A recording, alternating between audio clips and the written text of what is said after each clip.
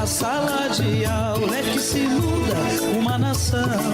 Na sala de aula não há idade nem cor. Por isso aceite e respeite o meu professor. Olá, muito boa tarde para você. Estamos começando em grande estilo o nosso programa TV Sintese desse sábado. E bota estilo nisso. Tem um ditado que eu gosto muito que diz: antes tarde do que mais tarde. Cadê a musiquinha? Pois é, olha ela aí, Aleluia! O governo Jackson Barreto chegou ao fim. O pior governador que o funcionalismo público poderia ter em seu comando acabou e não vai deixar saudades. Afinal, quem é que vai querer lembrar de um governador que destruiu a carreira do magistério, não aplicou o reajuste do piso? Olha, é tanta coisa ruim que é bom parar por aqui, senão eu vou passar o programa todo falando da péssima administração de Jackson Barreto. Então, para realmente começar o programa em alto estilo, nós vamos mostrar para você como foi o bota fora de Jackson Barreto que aconteceu ontem. Roda a matéria! O dia de hoje aqui de manhã é para dizer: vaza, Jackson Barreto! Fora! Fora, pior governo de Sergipe! E para dizer ao seu Belivaldo Chagas que se ele não tiver aí, mas a sua assessoria deve estar ouvindo.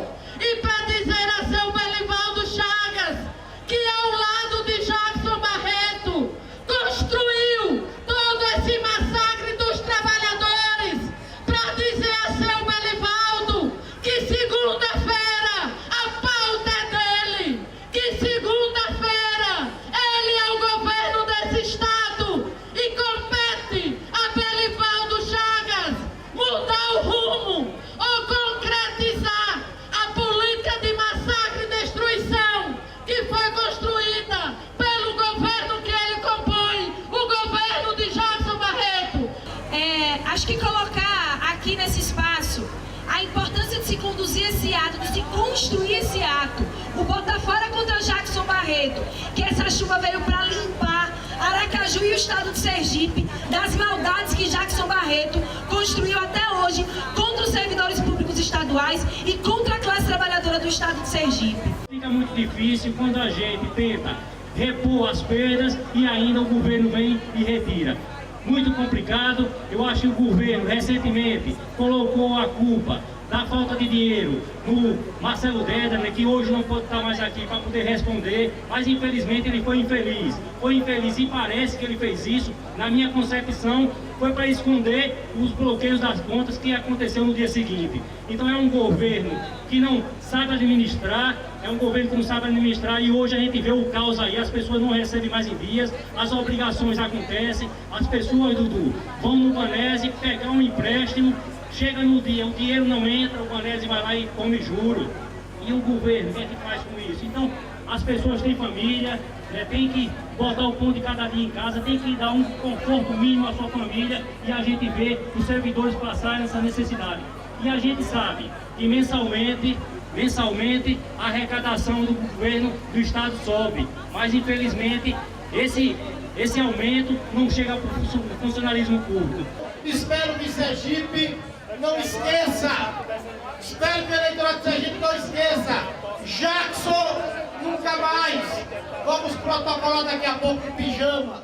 É hoje o dia da alegria e a tristeza nem pode pensar em chegar. Diga que meu. Jackson Barreto representa o pior governo que nós já enfrentamos na nossa história. Jackson Barreto, com sua política de massacre ao trabalhador, e não foi diferente com o magistério, destruiu com nossa carreira. O professor hoje está com sua carreira destruída. Jackson Barreto sai hoje e nesse belíssimo ato está muito bem representado aqui com a lavagem. Essa lavagem representa lavar toda a maldade, lavar toda a destruição, lavar tudo desse governo, fora Jackson, e vamos construir daqui para frente a luta e vamos continuar construindo a luta, a resistência. Estamos aqui para dizer fora Jackson, fora Temer, e vamos lutar e deixar o recado para o senhor Belivaldo Chagas, que a partir de segunda-feira é governador desse estado. A pauta é sua, Belivaldo. O senhor vai continuar massacrando os trabalhadores, o senhor vai continuar destruindo a carreira do magistério, ou o senhor vai começar a construir um novo horizonte para esse estado. A luta vai continuar, a pressão vai continuar, e hoje é dia de luta. Começou com a lavagem e vai continuar o dia inteiro, porque a nossa luta é por democracia. E no dia de hoje a nossa luta é Lula livre, na defesa da democracia e da soberania popular.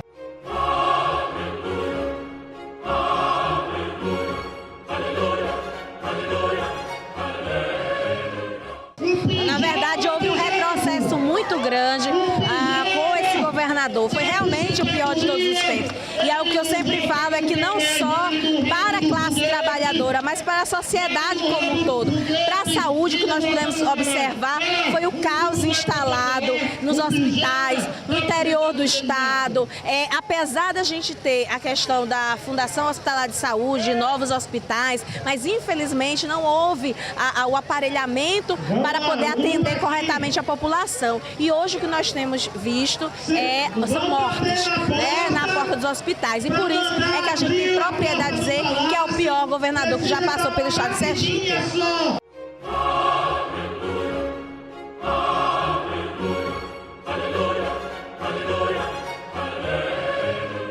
A política de atraso salarial e não repasse da inflação todos os anos, infelizmente, ela ocorreu em todos os poderes. Nós do Poder Judiciário, por exemplo, estamos aí com um percentual que o próprio Tribunal de Justiça está devendo em relação à reposição da inflação, como também sofremos com os atrasos salariais. Então isso ocorreu no Poder Judiciário, ocorreu no Ministério Público, como ocorreu em todos os poderes. Então hoje esse ato de bota fora é para a gente registrar nossa indignação com toda essa política perversa, infelizmente, que marcou o governo de Jackson Barreto.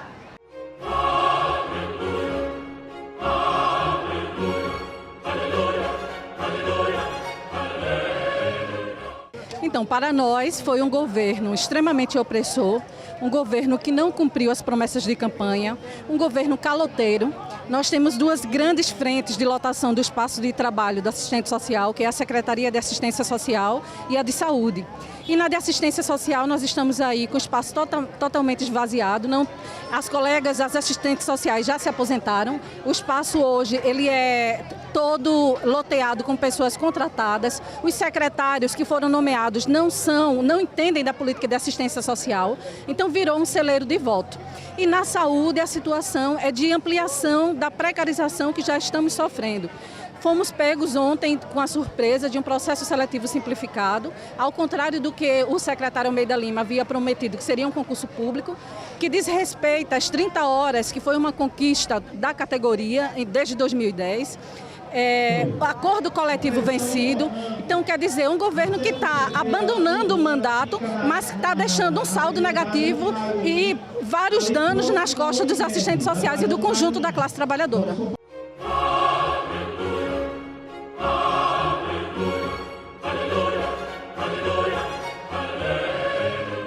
Principalmente para a classe trabalhadora que trabalha diretamente nas escolas, que são servidores públicos, como merendeiras, executores, que hoje amargam 6 anos sem qualquer tipo de reajuste, sem qualquer perspectiva de avanço na sua remuneração e com um congelamento até 2019, que foi decretado no final do ano passado. Então, para as empresas públicas, que também fazem parte da base do Sintrase, significa retrocesso, porque muitas empresas já estão com um processo de fechamento, né? Então, empresas que tiveram um marco histórico fundamental na construção do avanço do estado de Sergipe têm hoje um processo de sucateamento imenso.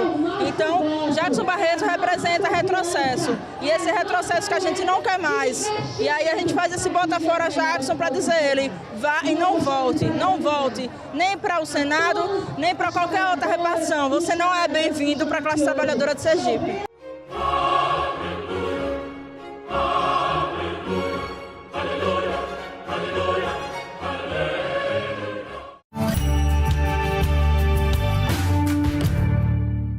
Segundo a nossa presidenta Ivonete Cruz, durante o governo Jackson Barreto, a palavra de ordem para a educação foi o desmonte. E isso é demonstrado nas notas finais atribuídas pelo magistério ao governo em todo o estado. E o pior é que, como uma erva daninha, esse desmonte se espalhou pelo estado inteiro e as prefeituras do interior seguiram a mesma cartilha do governo Jackson. Por isso, para fazer um balanço sobre a situação das redes municipais de ensino, nós vamos conversar com Gildo Bezerra, diretor de bases municipais do Sintese. Tudo bem, Gildo?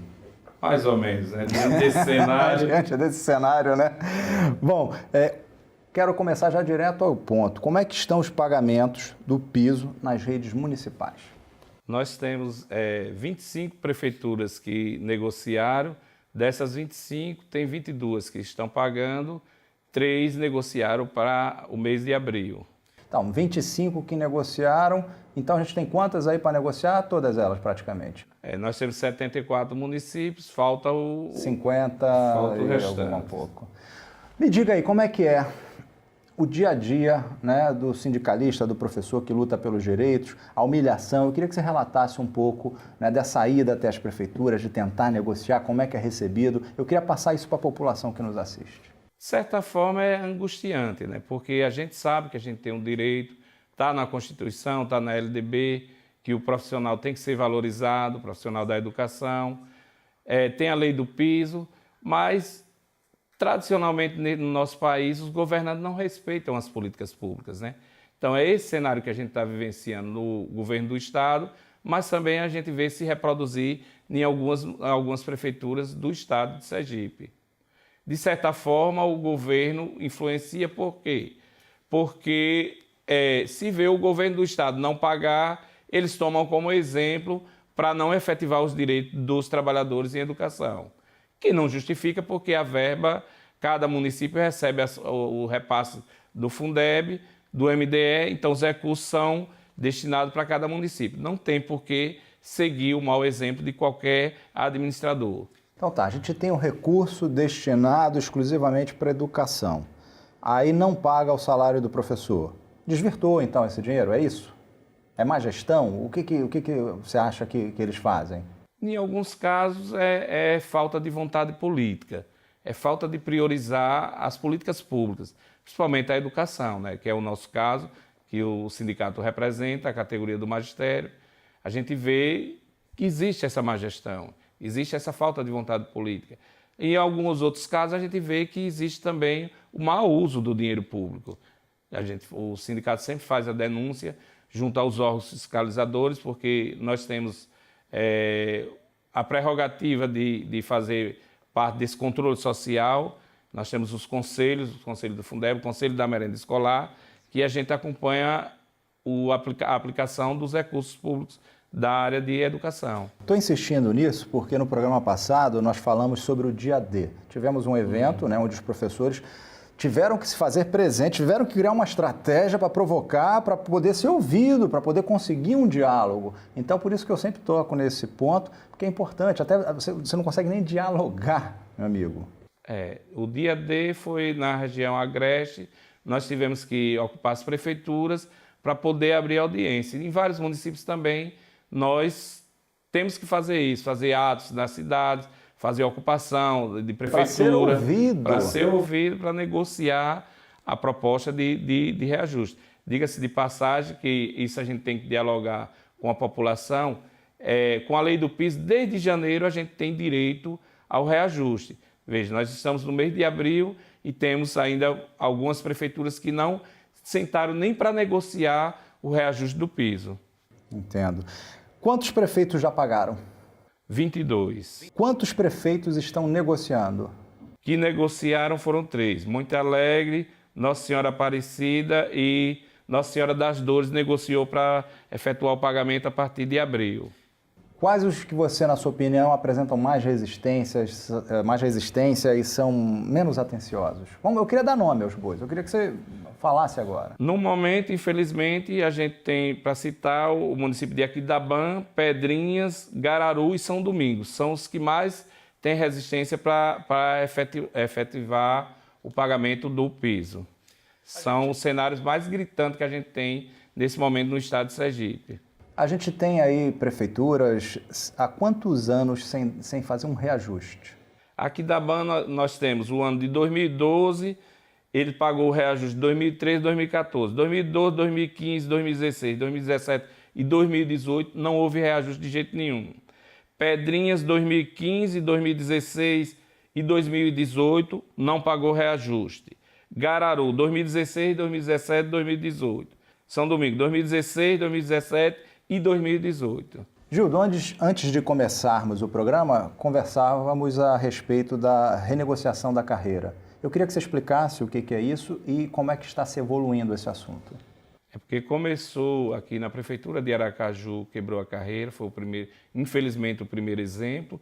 Depois o governo do estado... Mas me explique primeiro para o público entender o que é quebrar a carreira. Vamos traduzir isso para o público. O que é quebrar a carreira? É não garantir o direito do trabalhador dentro da evolução que ele tem. Se ele muda de nível, ele avança na remuneração. Que é aquela questão do tempo, da formação, um professor que faz uma especialização, um mestrado, um doutorado, é um plano de carreiras. Exatamente. O professor antes entrava com um nível médio, poderia mudar para um nível superior, depois fazia uma especialização, mestrado e doutorado. Automaticamente tem que ir acompanhado. Assim que o professor vai fazendo essa formação continuada, ele também vai sendo valorizado em termos de remuneração. Mas, infelizmente, Laranjeiras e São Cristóvão foram momentos que a nossa categoria passaram de forma gritante, mas, ultimamente, nós conseguimos negociar. Em Laranjeiras, negociou para efetivar a carreira, terminar a efetivação da carreira. Em 2019, a cada ano vai repondo uma parcela, garantiu pagar o percentual do piso durante esses anos da administração atual. No caso de São Cristóvão, negociou dar o reajuste do piso e dar 10% a mais durante os anos para efetivar a retomada da carreira em 2020. Gildo, eu tenho até medo de fazer essa pergunta, mas eu vou fazer. Tem prefeitura devendo pagamento de 2017, ou seja, do ano passado? Tem prefeitura devendo de 2012. Nossa, 2012. Vamos dar os nomes aí, você trouxe? No caso aqui da BAN deve 2012, 2015, 2016, 2017, 2018.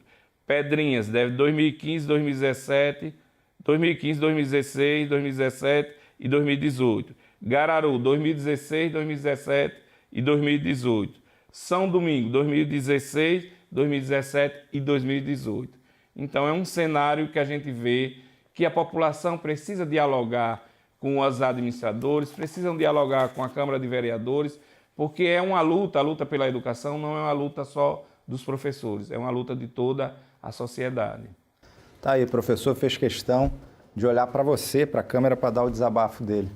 Professor Gildo, muito obrigado, as portas estão sempre abertas, tá? Sua luta é a nossa luta, se tiver dificuldade, traga para cá que a gente tem o maior prazer em ajudar na luta, na divulgação e para chamar você, prefeito, escute o professor, receba ele, dialogue, tá? É o melhor caminho, é o caminho do meio, né? A conciliação, ok? Professor, então, muito obrigado por sua presença e volte mais vezes. Obrigado.